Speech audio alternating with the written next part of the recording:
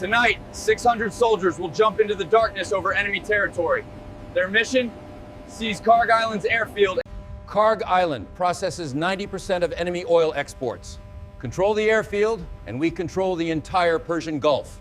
For the 101st Airborne, this isn't just another mission. The Screaming Eagles haven't conducted a combat jump of this scale since Panama. Every soldier knows what's at stake. 6 aircraft carry Alpha, Bravo, and Charlie companies. Flying at 25,000 feet to avoid radar detection, they approach the drop zone. 20 minutes out! The jump master gives the signal! Soldiers standing! The ramp lowers! The temperature drops instantly! The roar of jets has... Each soldier carries 80 pounds of equipment. Weapons, ammunition, night vision, radios. Green light! The jump master's arm swings forward. The first soldier disappears into the black void. And another! And another! This is Halo, high altitude, low opening. They'll free fall for nearly 2 minutes in complete silence. No engine noise. At 120 miles per hour, they plummet through the night. Radio silence maintained. Each soldier alone with their thoughts. There it is, Kharg Island. Oil facilities burning off excess gas create an orange glow. The airfield runway clear. 3,000 feet. Pull! 600 parachutes deploy simultaneously. Enemy radar screens light up like a Christmas tree. Confusion reigns. Are they aircraft, missiles, drones? Air raid sirens shatter the night. Searchlights slash through darkness. Anti-aircraft scramble to their guns. Searchlights find them. For a moment, the soldiers are fully exposed, sitting ducks in the air. This is every paratrooper's nightmare. Tracer fire erupts. Anti-aircraft guns open up. Red streaks tear through the formation. 2 male paratroopers are hit before... Landing zone Alpha. First boots hit the ground. Parachutes are cut away immediately. Weapons up. Night vision on. Perimeter established. Within 3 minutes, 200 soldiers establish a defensive perimeter. Machine guns cover approach roads. Anti-tank teams ready. Bravo Company lands on the east side. The reception is hotter. Enemy infantry firing from defensive positions. First contact. Enemy squad ambushes a Bravo platoon. The firefight is vicious and close. Bullets crack past heads. Charlie Company secures the south. Mortars are unpacked and positioned. Within 5 minutes of landing, they're ready to... Battalion command post established in a captured admin building. Radio operators coordinate 3 companies across the battlefield. Real-time intelligence flows in. Drone feed shows enemy reinforcements. 4 tanks, 8 armored vehicles, 200 infantry. Anti-tank teams move forward. Javelin missiles loaded.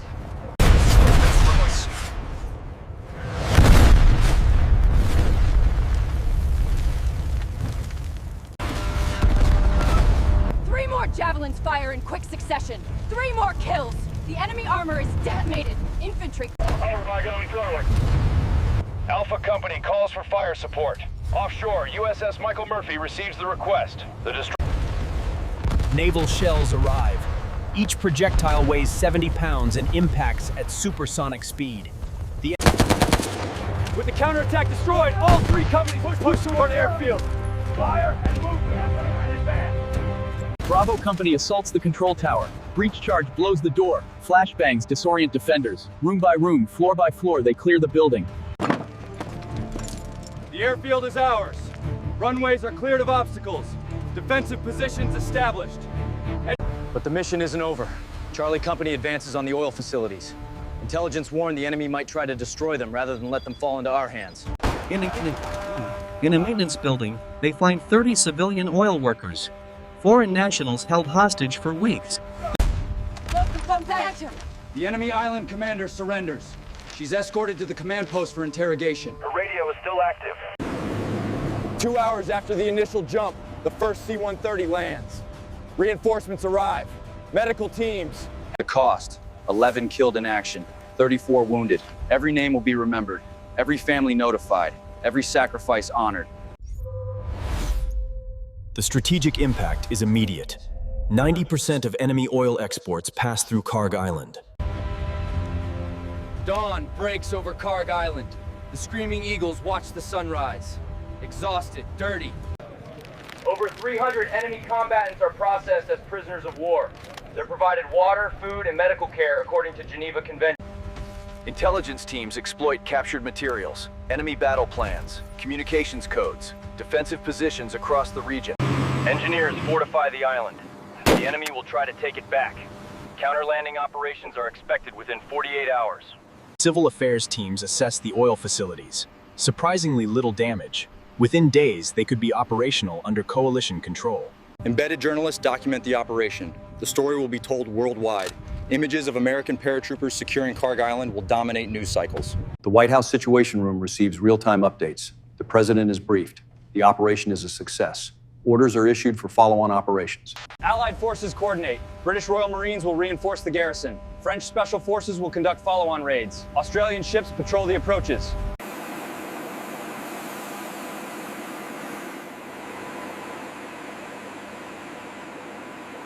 Sniper teams establish overwatch positions.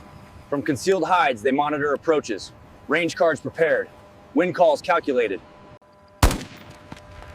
Night falls. Patrols continue. Through night vision, the world is green and ghostly. Psychological operations teams broadcast surrender instructions. In their own language, remaining enemy forces are told resistance. The PSYOP campaign works. Small groups emerge from hiding, hands raised, hungry and scared.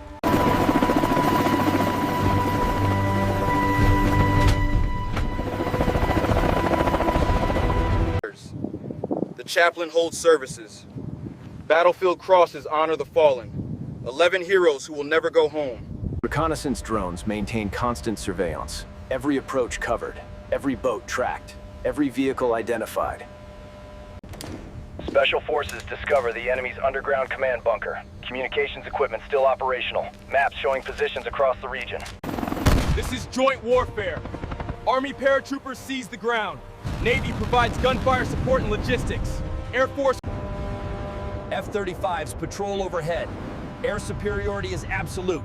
Enemy aircraft don't even attempt to challenge. Enemy artillery fires on the airfield. Counter-battery radar instantly locates the guns. Coordinates transmitted. A precision missile is launched. Medical teams treat local civilians caught in the fighting. Children, elderly, non-combatants. They receive the same care as American soldiers. Combat engineers work miracles. Damaged runway sections are repaired. Defensive positions. Radar detects enemy patrol boats approaching from the north. 6 vessels, armed with Anti-ship missiles launch from American destroyers. Supersonic. Terminal guidance active. Impact. All 6 enemy boats are destroyed within 90 seconds.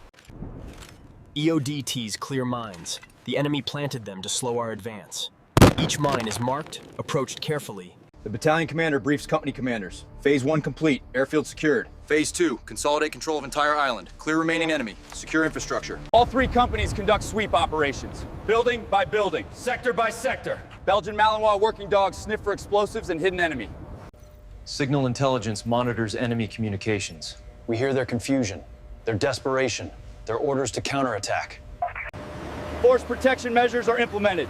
Motion sensors, cameras, defensive wire, pre-registered artillery targets. Commanders implement rotation schedules. Soldiers who've been fighting for 12 hours are rotated to rest. Hot meals, showers, sleep. The command sergeant major identifies soldiers for commendations. The sergeant who flanked the enemy position. Allied military observers arrive. British, French, Australian. They're shown our tactics, our capabilities, our resolve. Sensors detect massive enemy movement. This is it, the counterattack.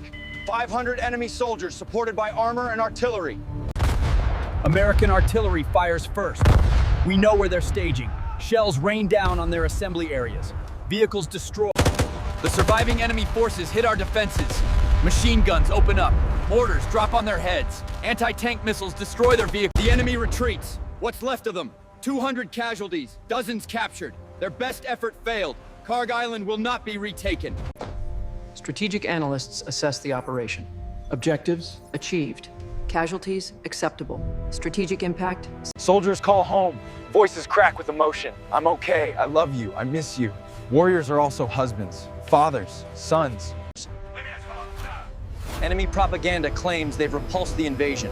Meanwhile, American aircraft land every 20 minutes on Kharg. Regional reactions pour in. Allies express support.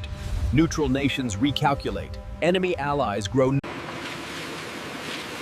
This is no longer a captured airfield. It's becoming a permanent base. Concrete is poured.